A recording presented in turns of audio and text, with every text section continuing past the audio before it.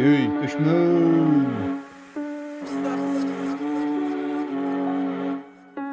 Říkám ti, zmrde jsem rodiny, ty, rodina je zákaz světa. Je to jedno, s kým se bavíš, je to jedno, jestli máma nebo táta.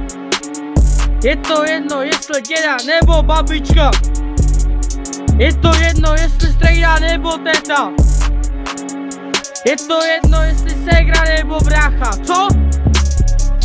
Je to moje věc, nechápu ty lidi, co to řeší, s kým se bavíš, je to jedno. Věc je jedno, s kým se bavíš, já chodím, nebo ty v rodině je základ. To je hlavní, že se nikdo nezabíjí. Ale zmizl to z mých očí, cítím se jak smrťák.